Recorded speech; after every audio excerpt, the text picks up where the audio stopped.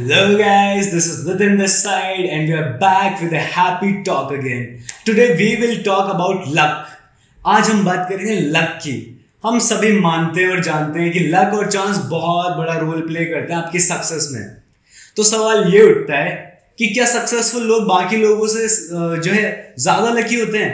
तो जवाब है नहीं, ऐसा नहीं है. सक्सेसफुल लोग और हम सभी को लक बराबर गिफ्ट में मिला है. भगवान ने हम सभी को बराबर लकी बनाया है और हम सभी को लक देकर इस जगत में जो है बराबर लक देकर भेजा है. तो अगर ये सच है कि हम सभी लकी हैं, तो फिर हमारे साथ ये सब गलत क्यों होता है? हम ही जो इतने अनलकी क्यों हैं? हमारा लक कहाँ है? कैसे मिलेगा हमें हमारा लक?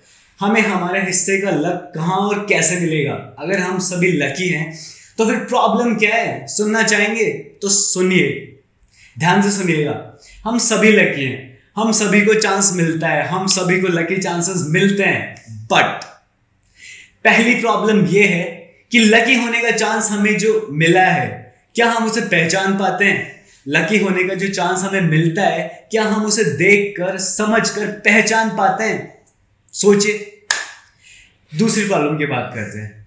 दूसरी प्रॉब्लम यह है कि हमें लकी चांस मिल तो गया, हमने उसे पहचान तो लिया, क्या हम उसका फायदा उठा पाते हैं? क्या हम एक्शन लेते हैं?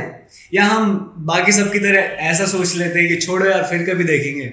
हम अपने मन की आवाज़ को जो सुनते ही नहीं है, हम लकी चांस मिलने के बाद भी एक्शन लेते ही नहीं है, ये सोच कर कि फिर कभी करेंगे, फिर कभी सोचेंगे, फिर कभी अप्लाई करेंगे, फिर कभी प्रपोज करेंगे, फिर कभी करेंगे, फिर कभी देखेंगे.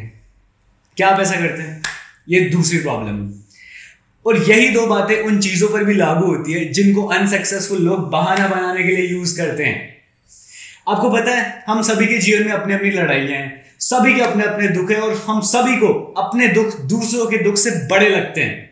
कोई फिजिकली डिसेबल है, किसी के पास कुछ डिसेबिलिटी है, किसी के पास डिग्री नहीं है, किसी के पास में रहने को घर नहीं है, किसी को लगता है कि वो बहुत छोटा है अभी, किसी को लगता है कि वो इतना बड़ा हो चुका है कि वो अब कोई चांस ले ही नहीं सकता, वो अब कोई रिस्क ले ही नहीं सकता, वो कोई नई शुरुआत कर ही नहीं सकता.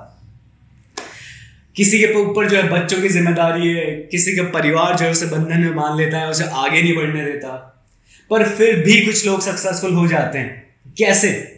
सोचिए. उन दो प्रॉब्लम्स को दूर करके वो लकी बन जाते हैं. यानी ना सिर्फ वो लकी चांस को पहचान लेते हैं, बल्कि बहुत अच्छे से उसका फायदा भी उठाते हैं, एक्शन लेते हैं. आपको एक बहुत अच्छा एग्जाम्पल देता हूं. मेरे नाम बताने से पहले जो है गैस करने की कोशिश करिएगा, अंदाजा लगाने की कोशिश करिएगा कि मैं किसकी बात कर रहा हूं. अब मुझे पूरा विश्वास है आप जानते होंगे. उनको जो है एक नर्वस सिस्टम की बीमारी थी जिसका नाम था एमायोट्रोपिक लेटरल स्क्लेरोसिस. वो पूरी तरह से व्हील चेयर पे आ चुके थे, हिलना डुलना तो बहुत दूर की बात है, वो बोल भी नहीं पाते थे. और डॉक्टर्स ने तो ये तक कह दिया था कि बस ये कुछ साल के मेहमान और है, कुछ साल और जी पाएंगे. पर इसके बावजूद भी वो दुनिया के सबसे महान साइंटिस्ट कहलाए. क्या आप अंदाजा लगा पाए वो कौन है? जी हाँ, वो है स्टीफन हॉकिंग. आपको पता है उन्होंने अपनी बायोग्राफी में क्या लिखा? उन्होंने लिखा कि वो इतने बड़े साइंटिस्ट, इतने ग्रेट साइंटिस्ट, इतने अच्छे रिसर्चर इसलिए बन पाए क्योंकि उन्हें अपने रिसर्च करने के बहुत सारा टाइम मिला, और वो टाइम उन्हें उनकी डिसेबिलिटी की वजह से मिला. जी हाँ, वो इतने महान साइंटिस्ट इसलिए बन पाए क्योंकि उन्हें अपनी रिसर्च करने के लिए बहुत सारा टाइम मिल पाया, और वो टाइम उन्हें मिल पाया उनकी डिसेबिलिटी की वजह से. क्योंकि उनकी डिसेबिलिटी की वजह से ना उन्हें बच्चों को पढ़ाना पड़ा, ना किसी यूनिवर्सिटी में लेक्चर देना पड़ा, ना बेवजह की मीटिंग्स अटेंड करनी पड़ी, ना बेवजह के जो है डेजिग्नेशन या रोल्स पे अपनी भूमिका निभानी पड़ी. इस वजह से वो अपना सारा टाइम रिसर्च को दे पाए. और डिसेबिलिटी और डिसेबल लोगों के लिए उन्होंने कहा कि डिसेबल लोगों को अपनी डिसेबिलिटी पर ध्यान देकर पछतावा करने के बजाय ऐसे कामों पर ध्यान देना चाहिए जिनको करने से उनकी डिसेबिलिटी उनको ना रोक सके. क्योंकि मेरी बात करूं तो मैं वो सब कर पाया जो मैं करना चाहता था, ऐसा स्टीफन हॉकिंस ने कहा. सोचिए अब कितने लकी है वो. हम बहुत लकी रहे ना, वो अपने जीवन में वो सब कर पाए जो वो करना चाहते थे. सोचिए कितने लकी हैं वो, जबकि वो हिल डुल भी नहीं पाते थे. हिल डुलना तो बहुत दूर की बात है, वो बोल तक भी नहीं पाते थे. कैसे किया उन्होंने ये सब? उन्होंने अपने लकी चांसेस को पहचाना, और ना सिर्फ उनको पहचाना बल्कि एक्शन लिया और उसका पूरा पूरा फायदा उठाया. एक साइकोलॉजिस्ट है जिनका नाम है रिचर्ड वाइजमैन। रिचर्ड वाइजमैन नाम के एक साइकोलॉजिस्ट थे। उन्होंने लक पर जो है बहुत सारा रिसर्च किया। उन्होंने अपना मतलब बहुत सारा जीवन लक पे रिसर्च करने को ही दे दिया। इन्होंने एक एक्सपेरिमेंट किया जिसमें उन्होंने एक कैफे में जॉब देने वाले एम्प्लॉयर को बिठा दिया, और जब भी कोई कैफे के बाहर आने वाला होता तो उससे पहले जो है वो वहां पैसे गिरा देते, कैफे के बाहर पैसे गिरा देते।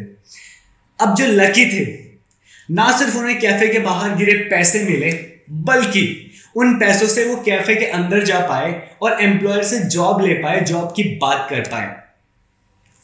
और बाकी लोग जो है बहुत अनलकी थे। जी नहीं, आपको नहीं लगता कि वहां आने वाला, वहां से गुजरने वाला हर व्यक्ति उतना ही लकी था? पर सिर्फ कुछ ही उन जो है लकी चांस को देख पाए, पहचान पाए और कैफे के अंदर जाकर उसका फायदा उठा पाए उस एम्प्लॉयर से जॉब की बात करके। तो जो अनलकी थे वो भी इक्वली लकी थे यार, बस वो उस चांस को पहचान नहीं पाए, उसका फायदा नहीं उठा पाए। लगता है एक बहुत बड़ा जो लक जो है एक बहुत बड़ा रोल प्ले करता है आपके सक्सेस में। लकी लोग ही सक्सेसफुल हो पाते हैं। लक बहुत बड़ी चीज है। ऐसी बातें बताने वाले और जो है ऐसी बातें लिखने वाले बुक्स जो है टॉप सेलिंग बुक्स में आती है। आपको पता है क्यों? क्योंकि अनसक्सेसफुल लोगों की ईगो को हर्ट नहीं करती, उनके आत्मसम्मान को ठेस नहीं पहुंचाती और उन्हें हिम्मत देती है अपने फेलियर का सारा दोष लक पे डालने के लिए। वो ये सब बातें पढ़ के अपना सारा दोष लक पे डाल देते हैं कि हम इसलिए नहीं कर पाए, इसलिए वो टॉप सेलिंग बुक्स में आती है। अब आपको एक बहुत से इंटरेस्टिंग जो है लक को देखने का एक बहुत इंटरेस्टिंग तरीका बताता हूँ। मिसाइल मैन ऑफ इंडिया, आप जानते हैं वो कौन है? जी हाँ, मिस्टर एपीजे अब्दुल कलाम। वो जब मुश्किलों भरी जिंदगी जी रहे थे तब वो अखबार बेचते थे, ट्रेन से गिरे हुए अखबार उठाते थे और उन्हें बेचने जाते थे। तब उन्होंने एक मस्त मोला उड़ता परिंदा देखा और उनका भी मन किया उस परिंदे की तरह उड़ने का, उस परिंदे की तरह आजाद पंछी बनकर उड़ने का। और जब वो ग्रेजुएशन कर रहे थे तो उनके कॉलेज में जो है एक फाइटर जेट प्लेन का जो है डमी था, मतलब छोटा मॉडल था, और उन्होंने जो है उड़ता हुआ जेट देखा भी था। तो जब उन्होंने उड़ता हुआ जेट देखा और वो मॉडल देखा तो उनकी उड़ने की इच्छा और तेज हो गई और उन्होंने तय किया कि वो अब तो पायलट बन के रहेंगे और वो एरोनॉटिकल इंजीनियर बनेंगे, और उन्होंने वो करके दिखाया। अब सोचिए जरा, उस पंछी को देखकर उनके मन में उड़ने का ख्याल आया ही नहीं होता तो, फाइटर जेट का डमी मॉडल उनके कॉलेज में उनको देखने को मिला ही नहीं होता तो, और जो देखने को मिल भी जाता तो उनके मन में वैसा ख्याल नहीं आया होता तो, वो भी हमारी तरह ये सब चीजें इग्नोर कर देते तो क्या वो ग्रेट पर्सनालिटी बन पाते? क्या वो ग्रेट मिसाइल मैन बन पाते? शायद नहीं। तो इससे ये बात तो समझ आती है कि सक्सेस एक चेन की तरह है। चेन होती है ना, सक्सेस एक चेन की तरह है जो लकी चांसेस की कड़ियों से बनती है। अब ये आप पर निर्भर करता है कि आप लकी चांसेस की चेन बनाना पसंद करेंगे या फिर एक कड़ी को लेकर बैठे रहेंगे और अपने लक को दोष देते रहेंगे। तो ठीक है, बात तो समझ आ गई कि हमें लकी चांसेस की चेन बनानी है, पर अब करें क्या? लकी चांसेस की चेन बनाए कैसे? करना क्या है? हमें करना है, हमें चाहिए लकी चांसेस। हमें लकी चांसेस चाहिए ना, तभी तो लकी चांसेस की चेन बना पाएंगे।